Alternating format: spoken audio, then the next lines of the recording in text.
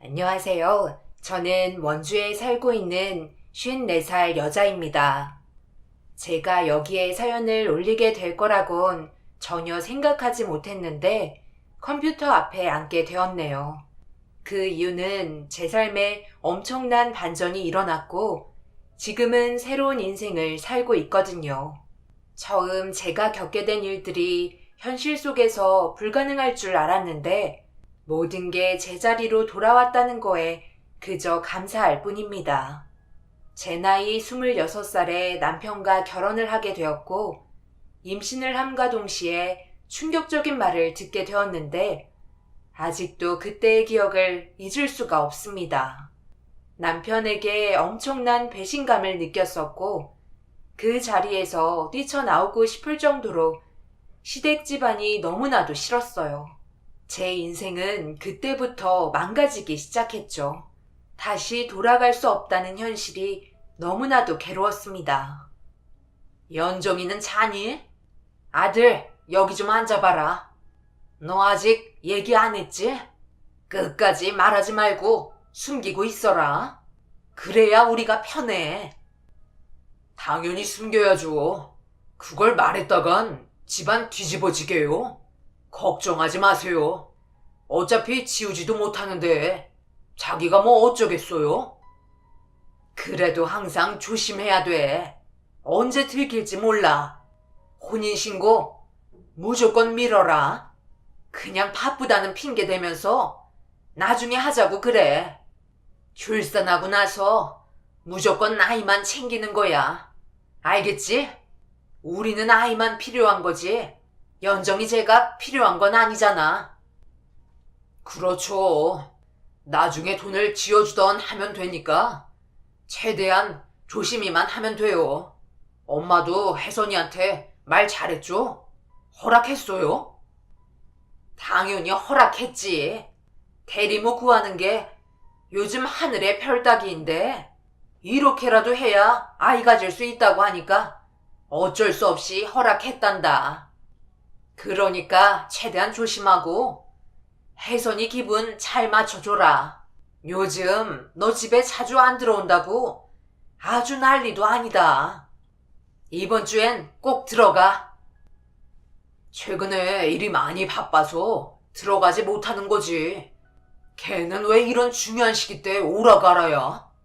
제가 나중에 가서 말 좀 잘할게요. 불안해서 그런 거겠지. 한눈 팔까봐. 그런 거 아니겠어? 대리모 구하다가 서로 눈 맞아서 집안 무너지고 난리도 아니었던 집안도 있었다며. 그러니까 정들지 않게 항상 거리 유지하고, 알겠지? 연정이 제가 생각보다 눈치가 상당히 빠른 것 같더라고. 그런데 제가 몇 번째냐? 엄마가 알기론 5번째 아냐? 이번엔 꼭 아들이어야 할 텐데 이 짓도 이젠 그만하고 싶다. 저도 그만하고 싶어요. 혜선이도 이번이 마지막으로 시도해보고 안 되면 접자고 했어요.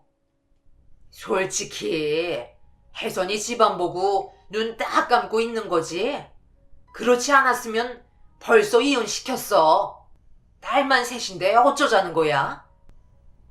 속이 계속 울렁거려 눈만 감고 있었는데 제가 자고 있는 줄 알고 살 떨리는 대화를 주고받는 시모와 남편의 목소리는 제 귓가에 충격으로 들려왔고 믿을 수 없는 사실들에 입을 틀어 막았습니다.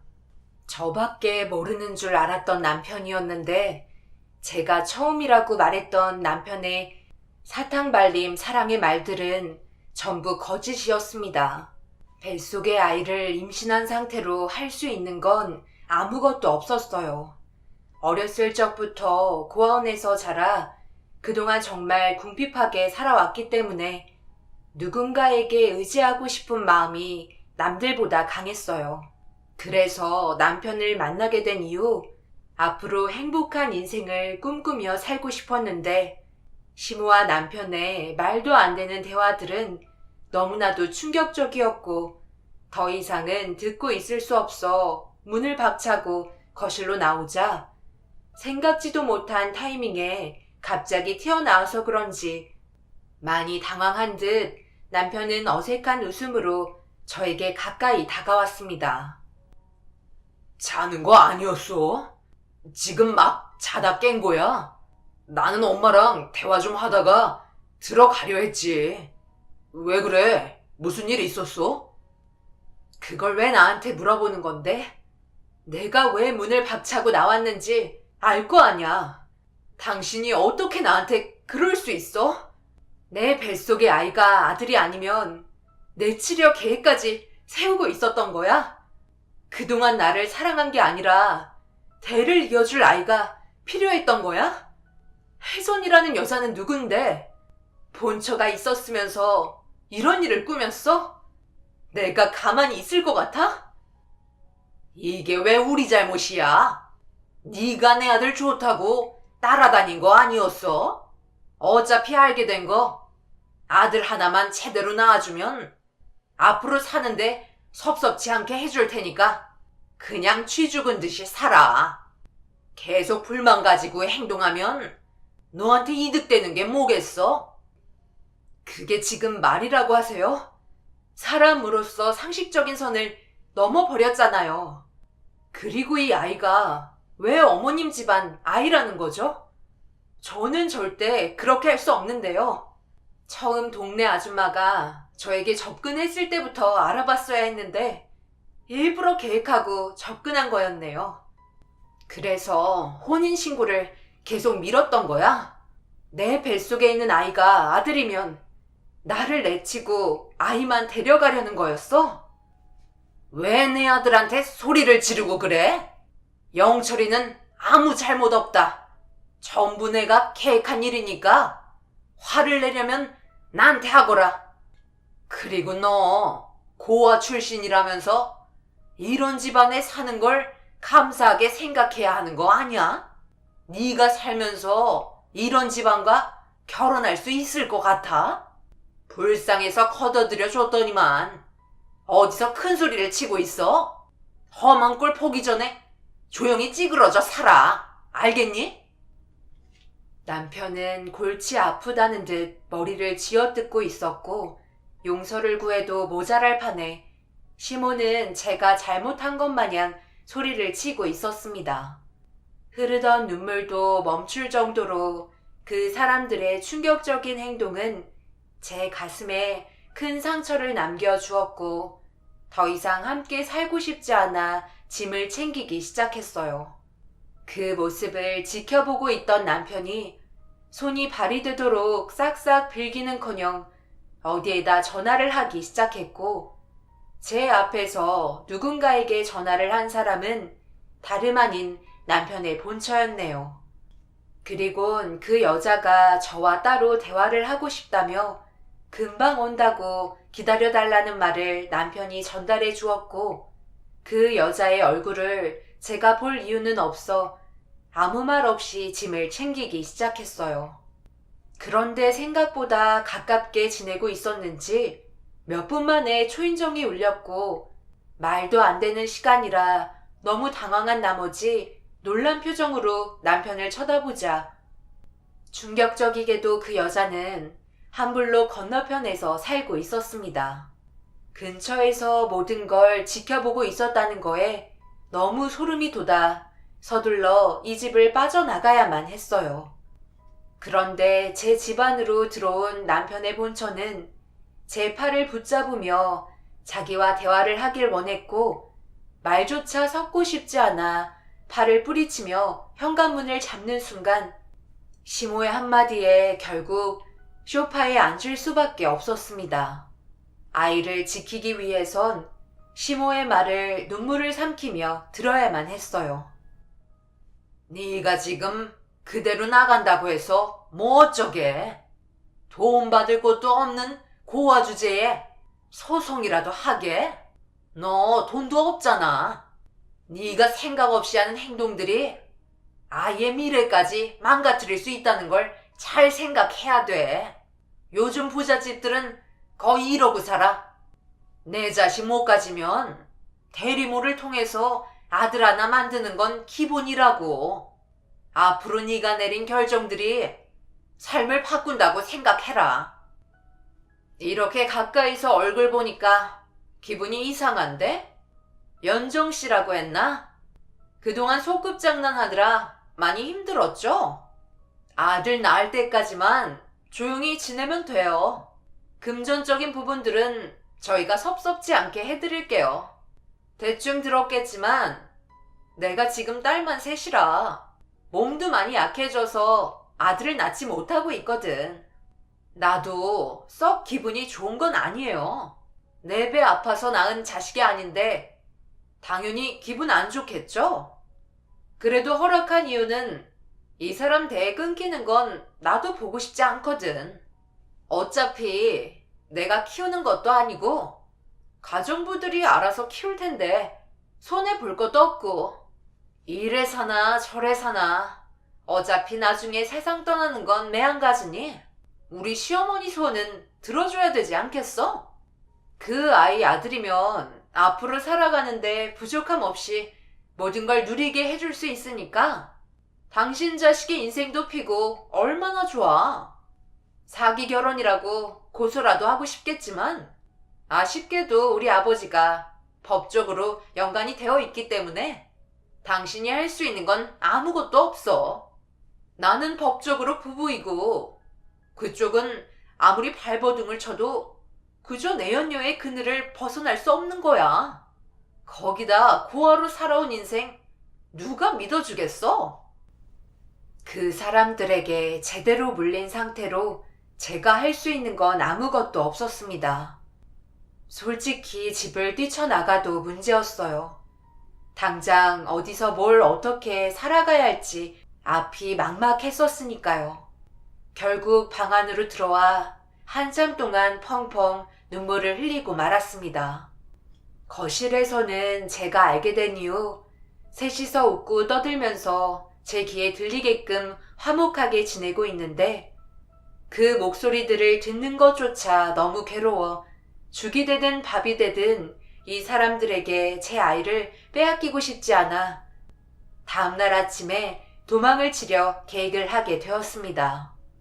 그렇게 이른 새벽 모두가 잠든 시간에 조심스럽게 짐을 챙겨 현관문을 여는 순간 생각지도 못한 상황에 비명을 지르고 말았어요.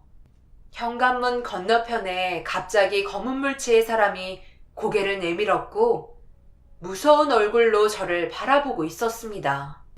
그리고 저에게 건넨 말은 절대 나가지 못하게 하라는 명령을 받았다면서 제가 돌발 행동을 할 수 없게 경비원을 배치시켜 놓았었네요. 비명을 지르는 소리에 많이 놀란 듯 시모가 눈을 비비면서 이럴 시간 있으면 잠이나 더 자라고 뱃속의 아이가 놀라겠다며 아무렇지도 않은 듯 다시 방으로 들어가셨어요. 제가 모든 걸 알게 된 순간 자유까지 뺏어간 사람들은 뱃속의 아이가 아들인지 딸인지 확인부터 하려는 생각이 강했고 힘들게 계획한 일들이 전부 무산될까봐 절대 나가지 못하게 경비들까지 교대로 배치해 두었습니다. 왜 이렇게까지 하려는지 이해를 할 수가 없었어요. 단순히 대를 잇기 위해 하는 행동이라면 더더욱 받아들이기가 힘이 들었네요. 결국 아무런 힘도 없는 저로서는 그냥 묵묵히 상황을 지켜볼 수밖에 없었습니다. 집안에 있는 시간 동안 외부와 연락할 수 있는 수단은 전부 차단까지 했었고 핸드폰도 뺏기고 말았으니까요. 언젠가 저에게 기회가 올 거라 믿으며 불안한 마음을 떨쳐버리고 최대한 침착하게 행동을 했습니다. 내일 산부인과 가야 하는 거 알지? 괜히 다른 생각 하지 말고 그냥 조용히 따라오는 게 좋을 거야. 지금까지 잘 참아왔잖아. 쓸데없는 행동에서 좋아지는 거 하나 없다. 딸이면 앞으로 네가 어느 정도 자리 잡을 수 있는 금전적인 보상을 해줄 테니 걱정하지 말고. 아들이면 그건 그때 가서 다시 얘기하도록 하자. 솔직히 이런 기회 흔치 않은 거야. 네가 이렇게 열낼 필요가 없는 거라고. 어찌됐든 앞으로 살아가는데 충분한 보상을 해준다잖아.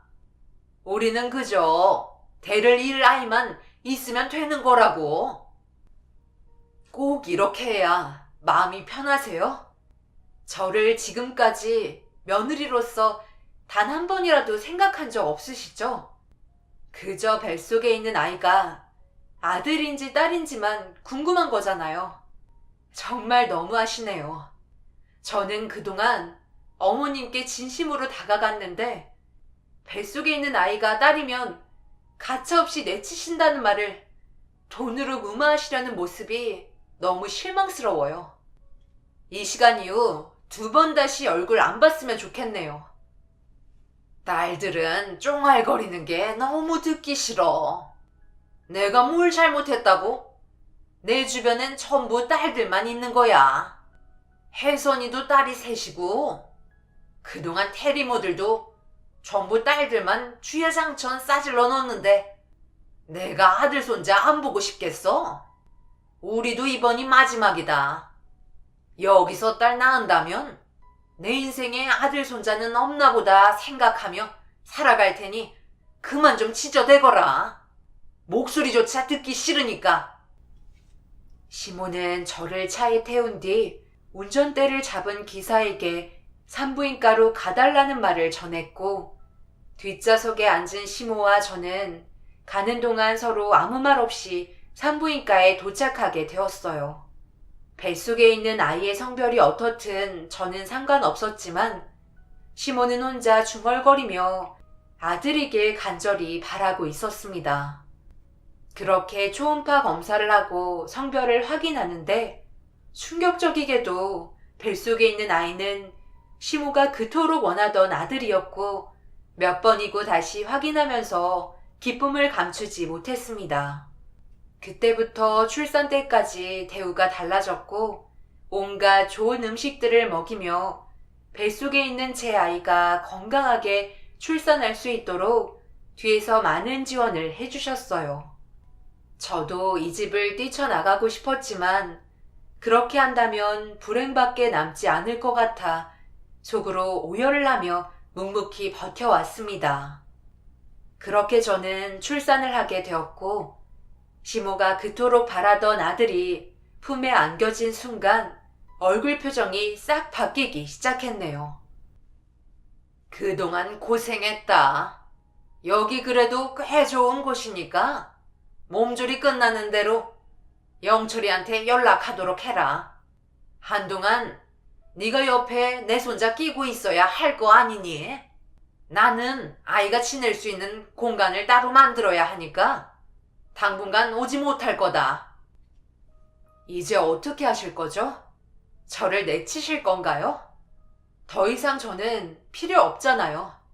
원하시는 건 제 아들 아닌가요? 당연하지. 너는 이제 필요가 없지. 그런데 말이야. 한동안 엄마 품은 필요하겠지? 완무할 때까지는 데리고 있어야지 않겠어? 일단 내가 원하는 대로 아들을 낳아주었으니 섭섭치 않게 대가는 치러줄 테니 너무 불안해하지 마. 나도 어느 정도 양심은 있는 사람이야. 그렇게 생각 없이 막 내치지 않을 테니 걱정하지 말고 최대한 마음 편하게 몸조리하고 있어라. 벌써부터 오지도 않는 일을 걱정하면 뭐하겠어?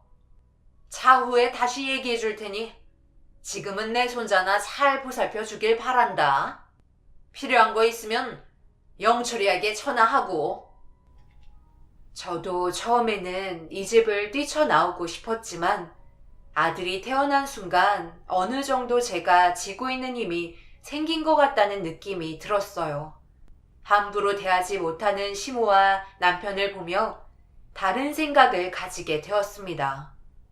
제 아들에겐 미안하지만 이용할 수밖에 없었고 시댁 집안을 전부 내 것으로 만들어야겠다는 결심을 하게 되었어요. 아이가 뱃속에 있을 땐 몰랐는데 막상 태어나고 나니 절대 빼앗기고 싶지 않았어요. 한시도 떨어져 있기 싫어 다른 방법을 생각해야만 했습니다. 그리고 이 집을 뛰쳐나온다 한들 저와 제 아이의 미래는 가난에 찌들어 사는 것 외엔 달라지는 건 전혀 없을 거라는 걸 너무도 잘 알게 되면서 상황을 지켜보며 계획을 세워야만 했어요.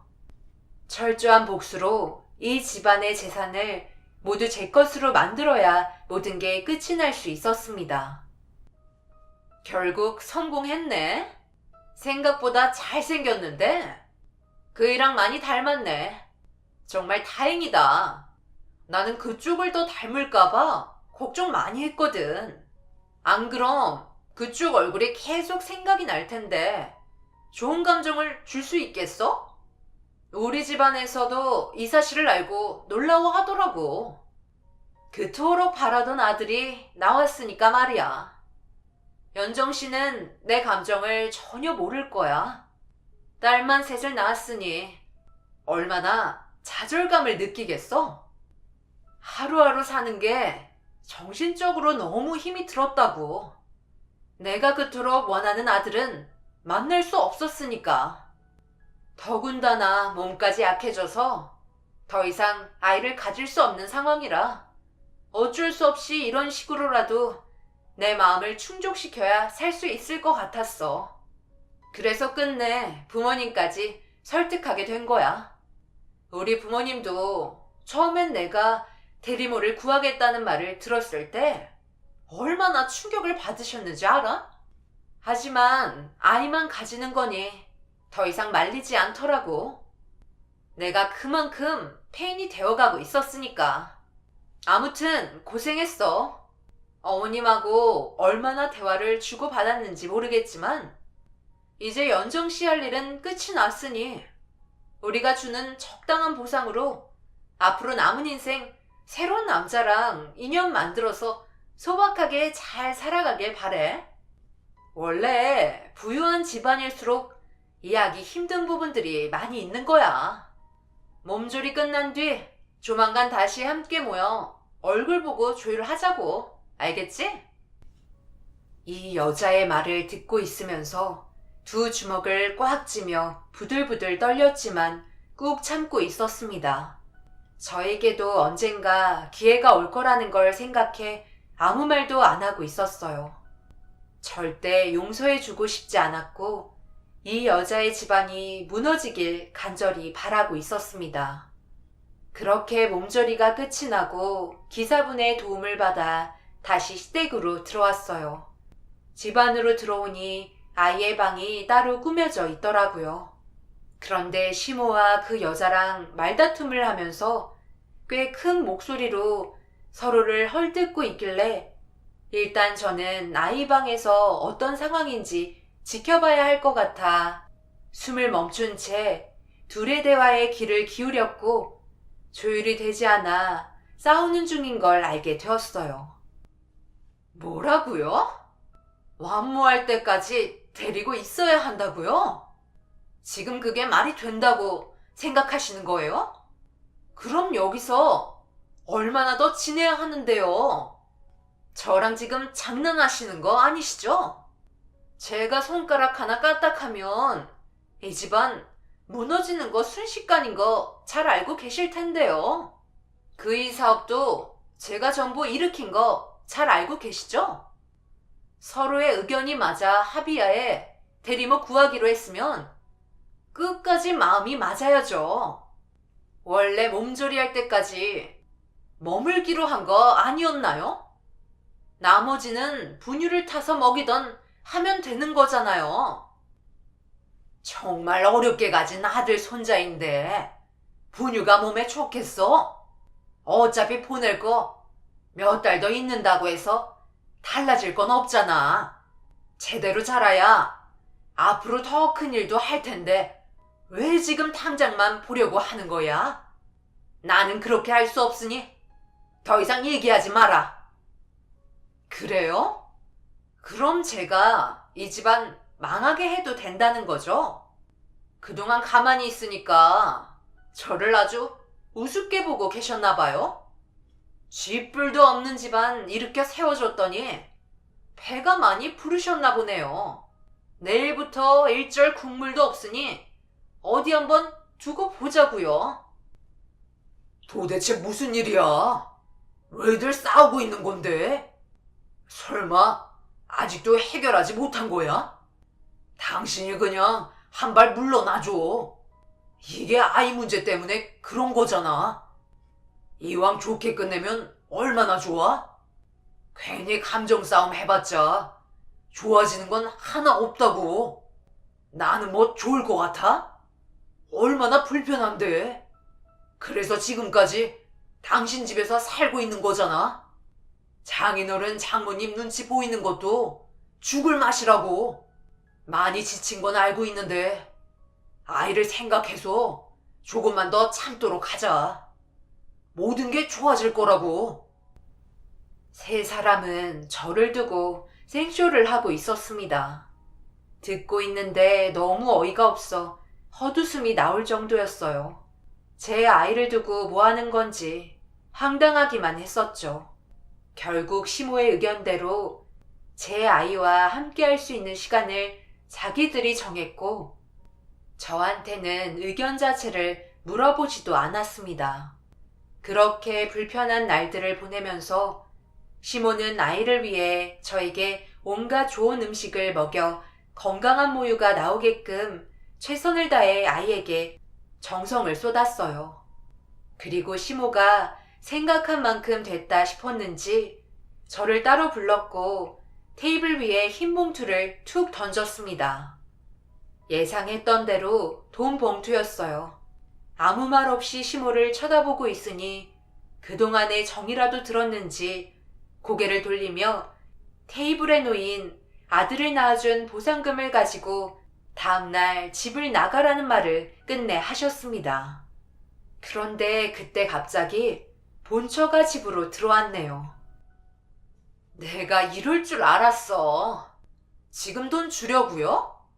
어머님, 지금 장난해요? 상간녀한테 무슨 돈이야? 그이랑 바람 피워서 낳은 자식인데 지금 돈까지 지어줘서 보내려고?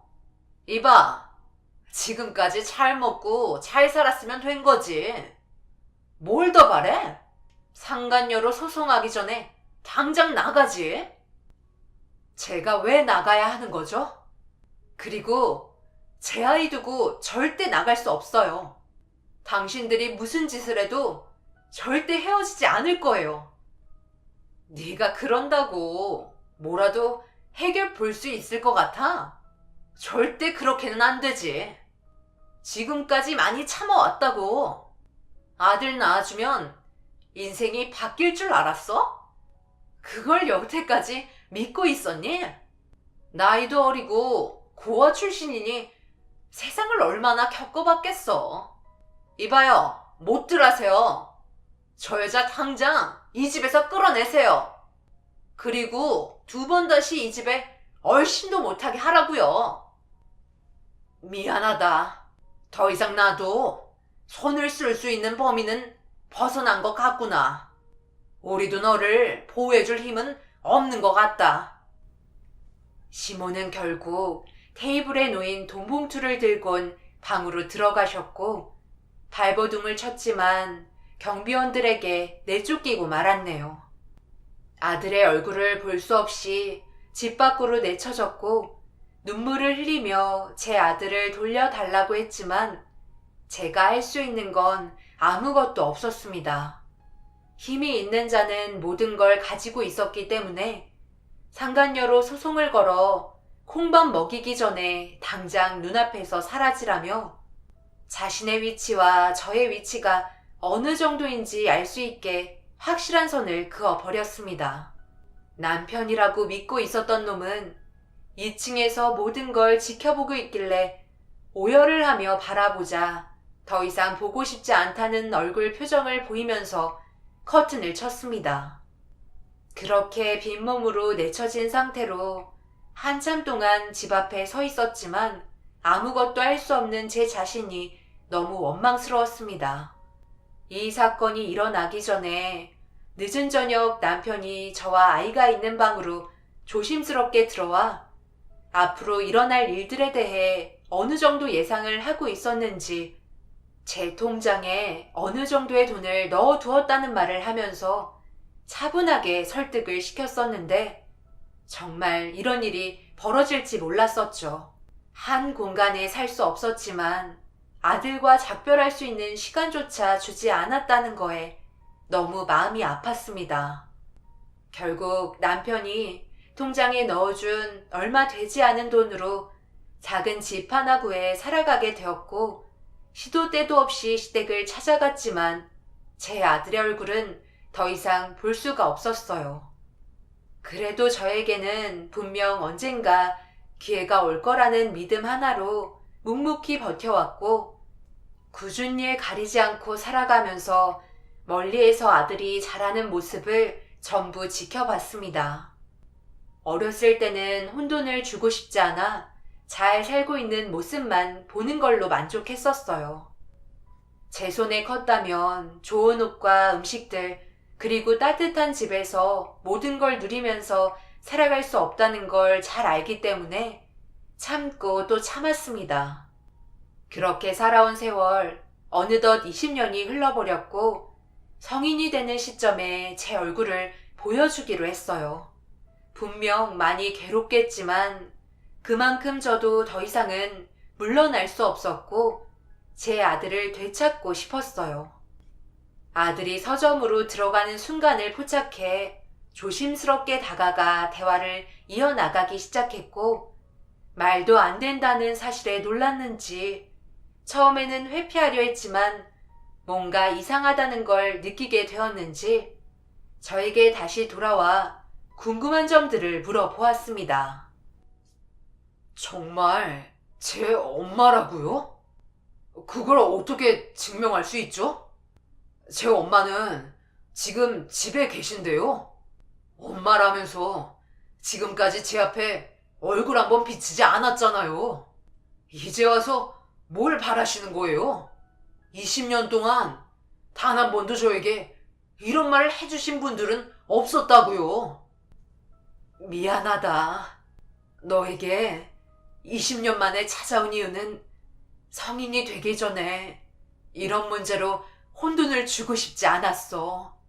네가 목표로 한 앞으로의 인생에 내가 갑자기 끼어들어 정신적으로 힘들게 하고 싶지 않아서 이렇게 이기적인 결정을 하게 되었어. 엄마는 내 아들이 얼마나 보고 싶었겠니? 하지만 그만큼 오랜 세월 참아왔었던 건 앞만 보고 달릴 수 있게 하고 싶어 선택한 거야. 믿기 힘들겠지만 유전자 검사를 해본다면 모든 진실을 알 수 있을 거야. 그리고 너와 나를 갈라놓았던 그 집안 사람들이 얼마나 나쁜 사람들인지 금방 알 수 있을 거란다. 그러니 이제 모든 걸 혼자서 결정할 수 있게 된 만큼 앞으로 이 못난 엄마와도 시간을 보내줄 수 있겠니? 다른 건 바라지 않아. 어렸을 때 품에 안아볼 수 없었고 커가는 동안 멀리서 지켜봐야 했던 아픔들을 조금이나마 씻어내릴 수 있게 아주 가끔만이라도 얼굴 보여줬으면 좋겠구나. 우리에겐 시간이 많으니까 천천히 풀어나가자. 엄마가 과거에 어떤 삶을 살았는지 그 사람들에게 어떤 수모를 당했는지 전부 다 말해줄 테니 제발 근처에서만 머물러줘. 20년 만에 처음 아들과 마주하면서 절대 눈물 흘리지 말아야겠다고 다짐했지만 그동안 서러웠던 과거의 기억들이 떠오르면서 결국 많은 눈물을 쏟아내고 말았습니다. 아들은 믿을 수 없다는 눈빛을 보내오면서 저와 많이 닮은 얼굴에 놀라면서도 현실을 받아들이는 데 있어 시간이 필요해 보였어요. 처음부터 많은 대화를 하기에는 아들이 힘들 것 같아 서로 연락처를 주고받은 뒤 조금씩 알아가기 시작했어요. 그리고 유전자 검사를 통해 제가 친모라는 걸 확실히 알게 된 이후 아들의 눈빛은 변해가기 시작했고 모든 걸 바로 잡겠다는 말을 듣게 되었습니다. 그런데 이제 얼굴 보고 만날 수 있었던 시간은 적었고 아들을 또 기다려야만 했습니다. 해외에서 공부를 더 해야만 하는 것 같았어요. 저와 만나기 전에 모든 걸 계획을 했었는지 고민하고 있길래 무조건 다녀오라고 했죠. 아들의 인생이 잘못되는 건 바라지 않았으니까요. 그리고 또 한 번 아들과 8년이라는 시간 동안 헤어져야 했지만 그래도 간간히 한국을 오면 얼굴을 볼 수 있었고 연락도 틈틈이 주고받으면서 20년의 세월의 공백을 조금이라도 좁히려고 노력을 해왔습니다. 그렇게 8년 뒤 친아들이 한국에 온 순간 아들의 눈빛은 변해 있었고 모든 건 엄청나게 빠른 속도로 바뀌기 시작했습니다. 아들은 그동안 정말 달라진 사람이 되어 있는 상태였어요. 남편이 시작했던 사업이 상당히 많이 커지게 된 이후 그 여자의 집안도 같이 뛰어든 것 같았어요. 그리고 알게 된 건 여자의 집안의 아비는 간암으로 진작 세상을 떠난 상황이었고 그 여자의 엄마는 요양원에서 보살핌을 받고 있다는 소식을 아들을 통해 접할 수 있었습니다. 그리고 규모가 커진 사업을 아들이 전부 물려받기 위해 해외에서 8년이라는 시간을 보낸 거였어요. 많은 것들을 공부하고 돌아와 준비를 끝내 놓았다는 걸 알 수 있었습니다. 고아였던 제 뱃속에서 나와 부유한 가정에서 자랄 수 있었고 그로 인해 회사의 대표까지 되었으니 저는 모든 걸 다 이룬 느낌이었어요. 남편은 건강이 많이 약해져서 운영하기가 힘이 들어 아들에게 위임을 할 수밖에 없는 상황인 걸 알 수 있었습니다. 그리고 아들이 초대한 식사 자리에서 엄청난 계획이 숨겨져 있었고 그걸 알게 된 순간 시댁 집안은 뿌리채 뽑히고 말았네요. 모두 누군지 알고 계시죠? 소개할 필요도 없지 않나요? 그동안 연기하시느라 정말 힘드셨겠어요. 뭘 이리 당황스러워 하세요? 못 볼 걸 본 것도 아니고. 알아보니 과거에 꽤나 시끄러웠던 사이였다면서요? 정말 대단들 하세요. 부끄럽지도 않아요? 지금 이게 뭐 하는 짓이야? 무슨 말을 듣고 싶어서 한마디 상의도 없이 이런 일을 꾸민 거야? 지금 제정신이야? 네, 제정신이에요. 저랑 엄마 말고 제정신인 사람이 어디 있어요? 저는 본인들의 이득을 위해 만들어진 소유물 아닌가요? 그런데 이거 어쩌죠? 저는 불량품 같은데요? 아버지랑 할머니가 원하신 대로 살아가지 않을 거거든요. 모든 걸 다시 바로 잡아야죠. 어쩐지 제가 그동안 살아가면서 엄마라고 생각했던 사람에게 단 한 번도 따뜻한 감정을 느낀 적이 없었는데 이런 엄청난 일이 뒤에 숨겨져 있었던 거네요. 정말 대단들 하세요. 가정부 아줌마 손에 자라오면서 엄마한테 사랑 한번 제대로 받아본 적 없어서 얼마나 많이 울어왔었는데 천만 다행이에요. 정을 주지 않아서. 저도 쉽게 내칠 수 있을 것 같네요. 제가 앞으로 할 행동이 뭐라고 생각하세요? 받은 만큼 돌려준다고 그랬죠?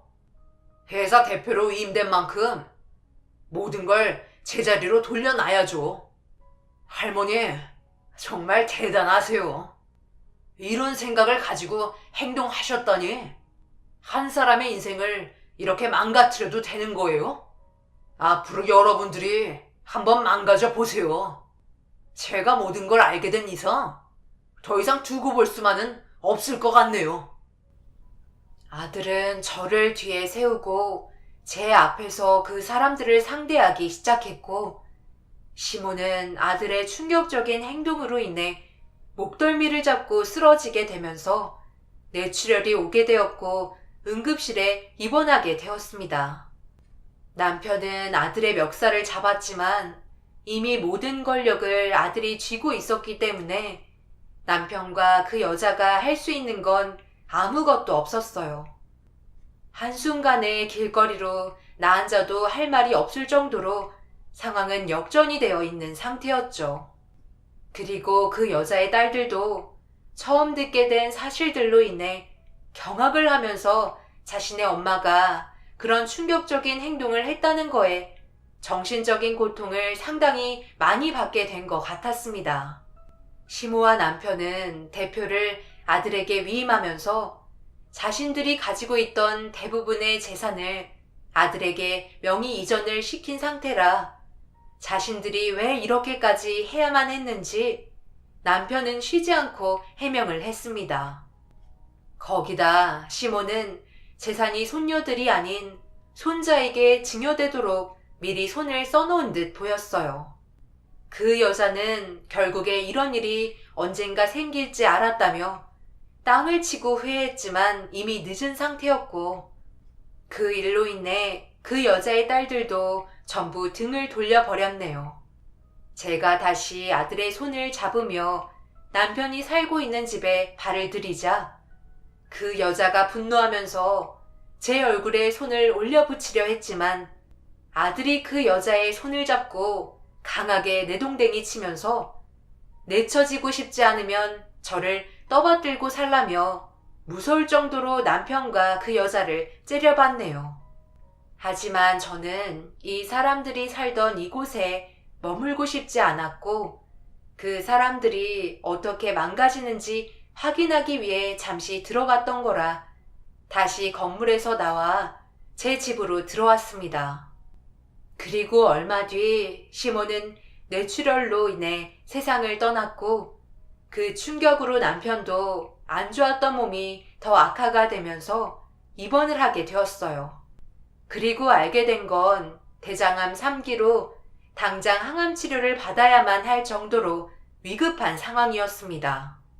워낙 말기 때 확인할 수 있는 대장암이라 손을 쓰기에는 거의 늦었다는 걸 알 수 있었죠. 이미 남편은 망가질 수밖에 없는 길을 걸어오고 있었지만 순식간에 몰려온 스트레스가 병을 부추긴 것 같았습니다. 그 여자는 현재 아들에게 내쳐진 이후 딸들까지 등을 돌려서 그런지 자신이 가지고 있던 재산으로 노름에 손대면서 거의 탕진한 걸로 알고 있습니다. 아들과 함께 새로운 거처를 만들어 함께 살아가고 있는데 얼마 전에 찾아와서 그 여자가 그동안 키움값을 달라며 한번 난리를 친 적이 있었어요. 알고 보니 아들도 엄마라고 믿고 있었던 그 여자에게 그동안 차별을 많이 받아와서 그런지 상당한 분노가 남아 있었다는 걸 알 수 있었습니다. 가차없이 내쳐버렸으니까요.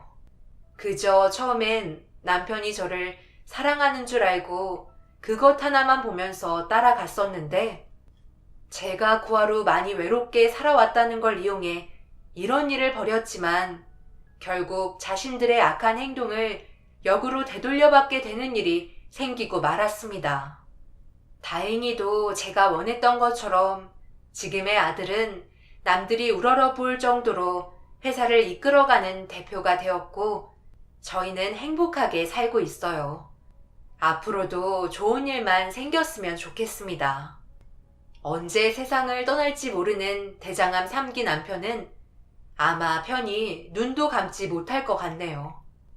제 사연을 들어주신 분들, 남의 약함을 이용해 자신의 이득을 취하려는 사람들이 주변에 있다면 무조건 멀리하세요. 언젠가 분명 자신이 당하게 되어 있습니다. 그 사람들이 어떤 생각을 하는지 전혀 알 수 없기 때문이죠. 제 사연을 통해 많은 분들께 도움이 되셨으면 좋겠어요. 언제나 가정의 행복이 가득하시길 바라며 제 사연을 마치겠습니다. 감사합니다.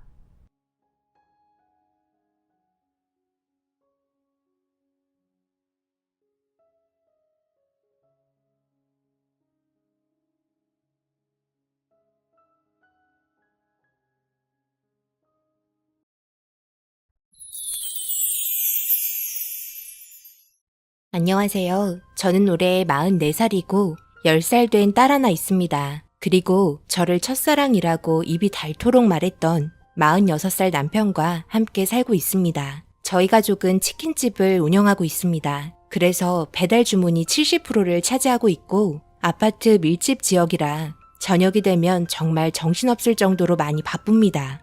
그래서 알바생을 한 명 고용했습니다. 원래 제가 카운터 보고 홀서빙 하면서 남편이 치킨 튀기고 배달까지 했었지만 아파트 인근이라서 한 번도 주문 밀린 적 없었는데 최근 들어 주문이 많아지면서 일손이 너무 부족해서 구하게 되었습니다. 알바생을 구하게 된 계기는 저희가 구인을 광고한 건 아니고 몇 달 전부터 저희 매장에 자주 찾아와서 나중에 알바생 고용하실 일이 있으면 꼭 자기를 시켜달라면서 전화번호 주고 간 청년이 있었습니다. 그래서 마침 일손이 필요해 전화하게 된 거고 그렇게 현재 같이 일을 하고 있었습니다. 그런데 사람의 인생 정말 아무도 모르는 거더라고요. 저도 이런 일이 닥치게 될 거라고는 정말 생각조차 못했습니다. 이 알바생은 현재 22살입니다. 남편이 홀에서 치킨을 열심히 튀기면 알바생이 배달을 갑니다. 일도 잘하고 이런 쪽에 예전부터 일을 많이 했다고 하더라고요. 그래서 저희가 따로 가르칠 만한 일도 없었습니다. 그래서 열심히 하는 모습이 좋아 남편이 시급도 올려주는 게 좋을 것 같다는 말에 저도 좋게 봐왔기 때문에 그렇게 하자고 했습니다. 그런데 왠지 모를 여자의 느낌이라고 해야 하나요? 알바생에게 느껴지는 무언가의 느낌이 별로 좋지는 않았습니다. 잠깐 배달 일이 공백이 생길 때면 앉아서 쉬라고 하는데 테이블에서 쉬면서 지그시 남편을 쳐다보는데 그 눈빛이 마음에 안 들었습니다. 꼭 무언가를 숨기는 것 같은 느낌이었고 한두 번 신경이 쓰이다 보니 계속해서 눈길이 가기 시작했습니다. 그러다 보니 가끔 저와 눈이 마주칠 때도 있었고 순간 깜짝 놀라며 회피할 때가 한두 번이 아니게 되었죠. 그렇게 점점 작게 신경 쓰이던 일들이 하나 둘씩 행동 하나하나가 뭐든 거슬리게 되었고 나중에는 남편에게 집에 와서 제가 느꼈던 감정을 털어놨습니다. 여보, 알바생 뭔가 이상하지 않아? 느낌이 썩 좋은 편은 아니야. 22살인데 아직까지 일자리도 제대로 구하지 못한 것도 걸리고 그리고 홀에서 쉬고 있을 때면 당신을 지그시 쳐다보면서 눈을 떼질 못한다니까? 마땅히 일을 못 구했을 수도 있는 거고 22살이면 아직 창창한 나이인데 자기 인생 알아서 개척하겠지. 그리고 내가 하는 일을 잘 봐놨다가 더 많은 일을 배우고 싶어서 그런 거 아닐까? 꼭 자기 매장인 것처럼 열심히 하려고 하잖아. 그게 의심스럽다는 거야. 아무리 그래도 우리가 알바생 한두 번 써봐? 어쩔 때 단기 알바 몇 번 써본 적 있잖아. 그런데 어땠어? 딱 시급만큼만 움직이려 하고 거의 시간 때우려고만 하지 꼭 자기가 사장인 것처럼 행동하진 않았잖아. 자기 일에 자부심을 가지면 그럴 수도 있는 거야. 돈을 버는 것도 좋지만 하는 일에 있어서 정말 자기 가게인 것처럼 일하는 게 얼마나 좋은 마인드인데. 분명 나중에 크게 될 인물이야. 뭐든 잘할 것 같아. 일 잘하고 있으니 너무 안 좋게만 보려고 하지 마. 우리야 같은 시급으로 일 잘해주면 땡큐인 거지. 그렇게 남편과 이런저런 이야기를 했지만 별 신경 쓰지 말라면서 좋은 사람이라며 잘해주라는 말에 제가 너무 민감했던 것 같아 신경 쓰지 않기로 했습니다. 그렇게 다음날 매장 오픈 전에 먼저 와서 기다리는 알바생의 인사를 받고 또 하루를 시작했습니다. 장사 시작할 준비를 거의 끝낸 상태에서 잠시 휴식을 취하면서 과일을 깎아서 왔고 그렇게 모두 앉아서 먹으려고 하는데 두 종류의 과일 중에 남편과 알바생이 똑같이 한 종류의 과일만 먹고 있었습니다. 둘 다 사과는 먹으면서 키위는 안 먹더라고요. 키위는 안 먹어요? 원래 싫어하는 거예요? 아니요. 어렸을 때부터 못 먹었어요. 알레르기가 있어서 피하게 되는 과일이에요. 정말? 나도 키위는 안 먹는데. 나도 키위 알레르기 있거든. 정말 신기한데? 저도 이 말에 정말 많이 놀랐습니다. 키위 알레르기 있다는 남편 처음 만났을 때 정말 많이 놀랐는데 알바생까지 알레르기가 같다는 말이 점점 더 이상하게만 느껴지게 되었습니다. 무언가 닮았다는 느낌을 받았고 생긴 것도 어딘가 모르게 닮은 것 같아 단둘이 있을 때 남편에게 지나가는 말로 한마디 던졌습니다. 내가 첫사랑 맞는 거야? 정말 나 말고 다른 여자 만난 적 없어? 갑자기 웬 뚱딴지 같은 소리야. 왜? 내가 바람이라도 폈을까봐? 그런 거 없고 나는 네가 내 인생의 처음이야. 그러니 걱정 말라고. 남자들은 다 그렇게 말하더라. 그런데 알고 보면 아니더라고. 혹시 알아? 당신도 나 몰래 숨겨둔 자식이 있을 수도 있지. 알바생이랑 당신 서로 닮은 것 같기도 하던데? 점점 이 사람 이상해지는 것 같네. 왜? 알바생이 알레르기가 있는 것 같으니까 내 아들이라도 되는 것 같아? 내가 볼 때는 하나도 닮은 것도 없는데 어디가 똑같다는 거야? 괜히 그런 거 하나 우연하게 일치했다고 괜한 사람 죄인 취급하지 마.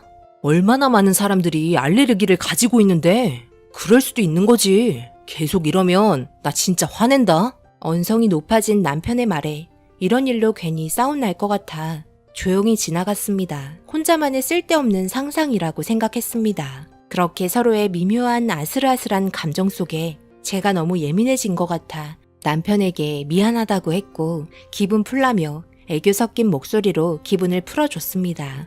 그리고 저녁에 회식하자는 말에 매장 문 닫고 횟집 가서 술 한잔 했습니다. 당연히 알바생과 같이 갔고 딸은 제 옆에서 피곤했는지 밥은 건성으로 먹다가 제 무릎에 누워서 자고 있었습니다. 그래도 알바생이 제 딸과도 잠시 한가할 때면 자주 놀아주고 해서 가끔 쉬고 싶을 때 고맙기도 했습니다. 남편이 고생했다면서 술 한 잔을 주면서 이런저런 이야기하면서 남자들끼리 대화하길래 저는 화장실 간다며 잠시 자리를 비켜줬고 그렇게 화장실을 나왔는데 때마침 알바생도 화장실을 가는지 마주쳤고 옅은 미소와 함께 저는 잠깐 편의점에 가서 숙취 해소 음료를 사가지고 왔습니다. 그렇게 식당에 들어가려고 하는데 화장실에서 나온 알바생이 밖에서 식당 안을 보고 있었고 무언가 슬픈 표정으로 남편을 쳐다보고 있었습니다. 역시 제 느낌은 빗나가지 않았습니다. 그래서 조용히 불렀고 조심스럽게 물어봤습니다. 내가 요 근래 받은 느낌이 별로 좋지 않아서 그러는데 혹시 우리 남편과 어떤 연관이 있는 거예요? 내가 보려고 한 건 아닌데 분명 우리 남편을 슬픈 표정으로 힘들게 보고 있던데 무슨 할 말이 있는 것 같기도 하고 나한테 솔직하게 말해줄 수 있어요? 그게 제가 지금 이 자리에서 말하기에는 상황이 딱히 좋은 것 같지는 않네요. 내일 따로 이야기하면 안 될까요? 역시 무슨 일이 있는 거죠? 그럼 남편도 지금 우리 기다리고 있으니 일단 오늘은 들어가고 내일 다시 이야기하는 걸로 해요.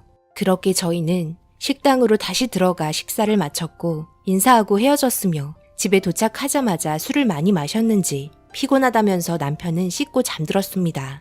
저는 그날 잠 한숨 잘 수 없었습니다. 도대체 어떤 상황 때문에 찾아온 건지 너무 궁금했습니다. 제 머릿속의 한계는 내가 모르는 남편의 자식일 거라는 생각 외에 다른 생각은 전혀 나지 않았습니다.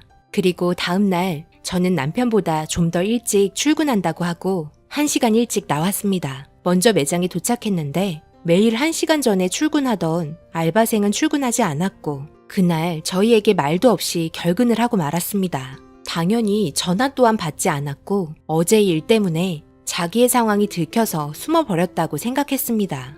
그리고 매장 문을 닫으려고 하는데 알바생이 찾아왔고 그날은 바쁜 상태가 아니었기 때문에 좋게 좋게 넘어갔습니다. 무슨 일이 있었는지도 모르는 상황에 무조건 화부터 낼 수 없었고 저와 남편은 얼굴을 푹 숙이고 죄송하다고 말하는 알바생과 함께 다시 매장으로 들어갔습니다. 저는 매장 안에 잠시 쉴 수 있는 작은 방에 잠들어 있는 딸을 눕혔고 침묵만 흐르는 매장 안에서 알바생이 어렵게 입을 떼기 시작했습니다. 그런데 저는 생각지도 못한 충격적인 말을 듣고 말았습니다. 그래, 오늘 무슨 일이 있었던 거니? 갑자기 말도 없이 안 나와서 정말 많이 걱정했단다. 정말 죄송합니다. 집에 일이 있어서 연락을 할 수가 없었어요. 저희 엄마가 지금 몸이 많이 안 좋은 상태라서 병원에 갔다 왔습니다. 많이 편찮으시니? 그럼 문자라도 한 통 남겨주고 내일 나오지 그랬어. 우리가 그렇게 야박한 사람들도 아닌데. 그게 저희 엄마가 이제 시간이 얼마 남지 않은 상태라 오늘 찾아올 수밖에 없었네요. 그게 무슨 말이니? 시간이 얼마 남지 않았으면 어머니 곁을 더더욱 지켜야지. 얼른 서둘러 가봐라. 그게 저희 엄마와 사장님의 관계 때문에 온 거예요. 예전에 서로 알고 계셨다고 하던데 제가 여기를 어떻게 찾아올 수 있었냐면 저희 엄마가 첫사랑이라고 하시더라고요. 대학교 때 서로 만났다고 하셨는데 그래서 엄마 친구분들 중에 사장님 매장을 알고 계시는 분이 계셔서 이렇게 찾아오게 되었네요. 뭐? 첫사랑? 그러니까 너희 엄마가 우리 남편 첫사랑이었다고? 내가 첫사랑이라고 했는데? 그래서 왜 찾아온 건데? 속 터지니까 빨리 요점만 말할 수 없겠니? 정말 숨 넘어가겠다. 일단 나는 어젯밤부터 마음의 준비는 하고 있었단다. 그게 뭔 소리야? 둘이 뭐 있었어? 나만 모르고 있었던 거야? 첫사랑? 대학교 때? 미숙이? 뭐? 미숙이? 대학교 때의 일을 지금까지 기억하고 있는 거야? 얼마나 특별했으면 이름 말하지도 않았는데 이름이 바로 나오네? 미숙이 아닌데요. 저희 엄마 이름은 선희인데요. 양선희. 뭐야? 첫사랑이 도대체 몇 명이었던 거야? 내가 첫사랑이라며 이 나쁜 놈아. 잠깐 진정해봐. 뭐? 선희? 양선희? 대학 시절 졸업 얼마 안 남겨놓고 잠깐 만났던 양선희? 지금 몸이 많이 안 좋은 거야? 네. 저희 엄마가 현재 위암 4기이신데 이제 진짜 며칠 안 남은 것 같아요. 그런데 첫사랑 얼굴 한번 보고 싶다는 말에 수소문해서 이렇게 찾아왔는데 차마 입이 떨어지지 않더군요. 그래서 어느 정도 명분을 만들고자 알바 제안을 하게 되었던 겁니다. 갑작스럽게 이런 말해서 괜히 사장님 가정에 균열을 일으킨 것 같아 정말 죄송합니다. 그래도 자식 입장에서 엄마가 이제 하늘로 가시는데 소원 한번 못 들어드리겠습니까? 제발 부탁입니다. 한 번만 얼굴 보여줄 수 있으신가요?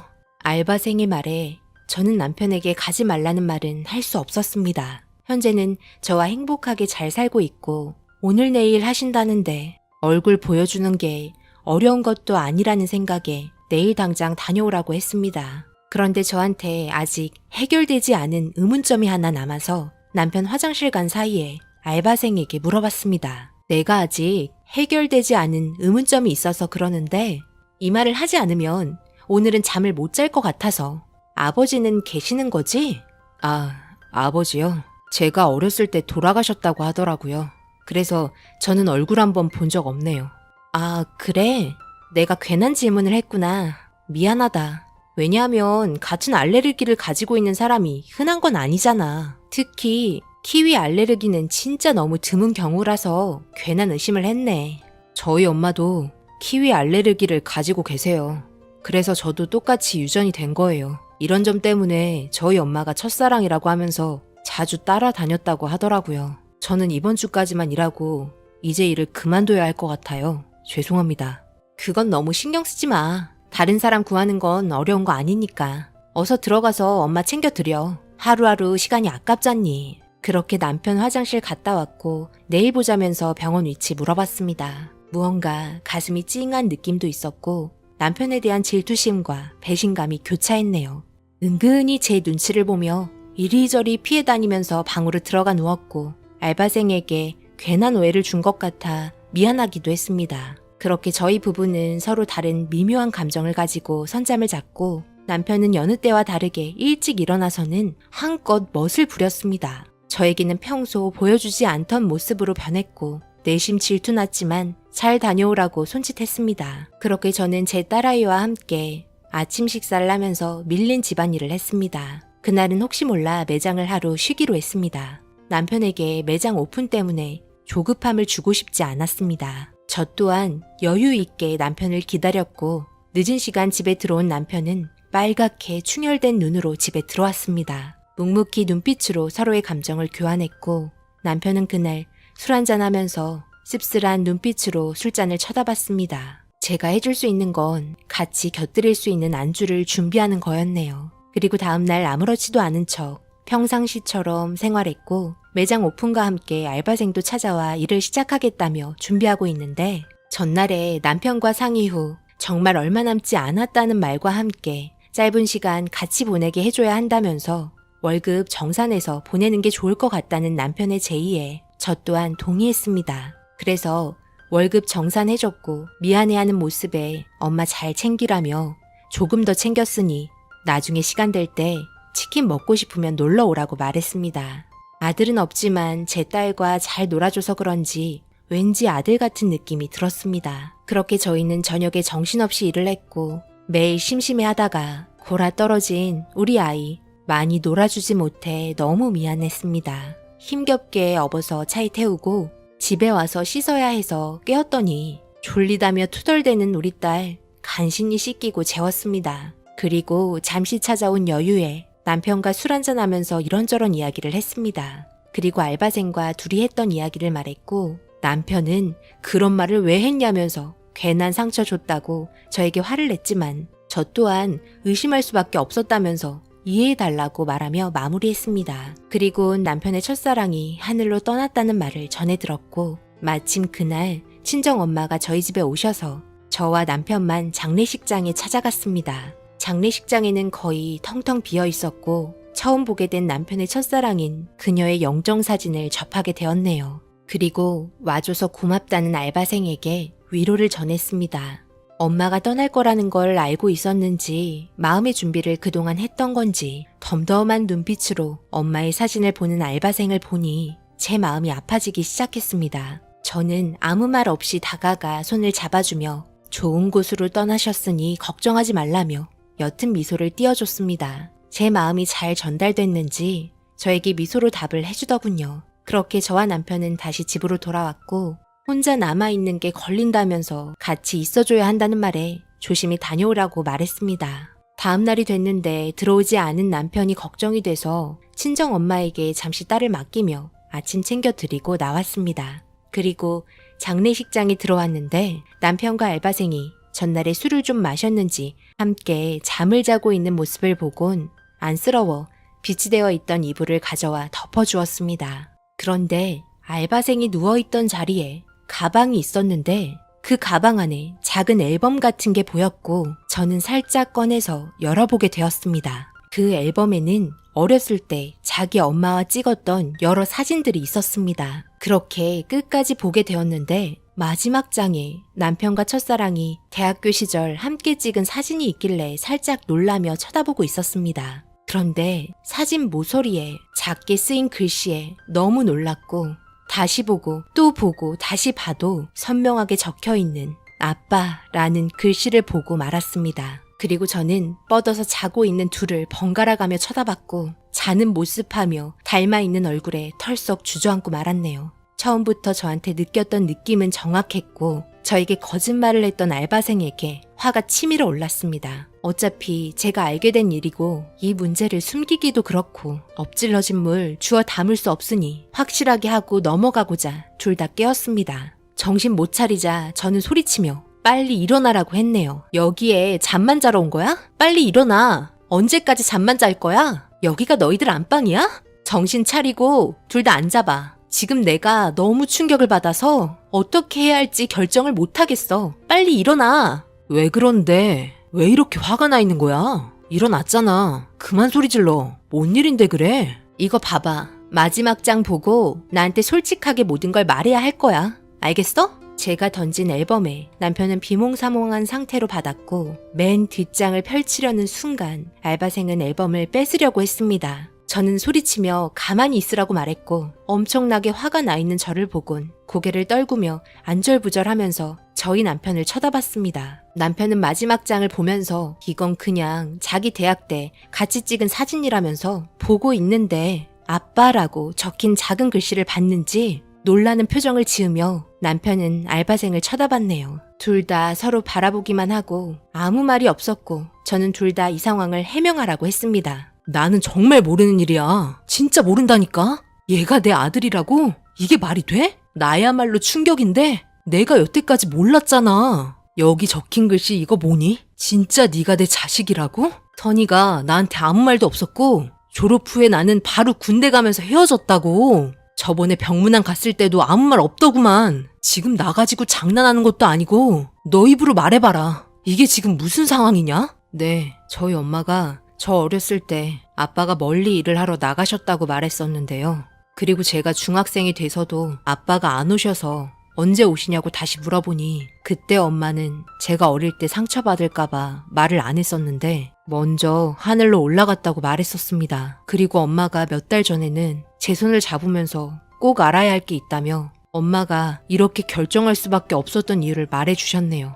그때 당시 저희 엄마가 사장님을 엄청 좋아하셨고 따라다녔는데 그렇게 서로 연애를 하게 되면서 엄마가 임신을 하게 되었다고 하더군요. 너무 두려운 마음에 이 문제에 대해서 상의를 하려고 했지만 연애 때 워낙 아기를 싫어했던 사장님의 모습에 섣불리 말을 할 수 없었고 사장님은 결혼 생각조차 없으셨다고 해요. 졸업 후에 사장님께서 군대 가야 한다면서 좋은 남자 만나라면서 전화 한 통으로 헤어짐을 말하고 끊어버리면서 갑작스러운 정신적 충격에 아무 말도 못했다고 하더라고요. 그리곤 휴가 나오기만을 기다렸고 학교 동창에게 휴가 나왔다는 말을 전해 들으면서 집 앞에서 기다리고 있었는데 저녁쯤에 다가오는 사장님 옆에는 다른 여자와 함께 걸으며 애정 표현하는 모습을 보곤 멍청하게도 눈물만 훔치며 뒤돌아왔다고 하더군요. 알고 계실지 모르겠지만 저희 엄마에게는 부모님이 없었습니다. 엄마의 아빠 되시던 분은 일찍 돌아가셨고 엄마의 엄마 되시던 분은 다른 남자와 눈 맞아서 집 하나만 남겨두고 떠났다고 하더군요.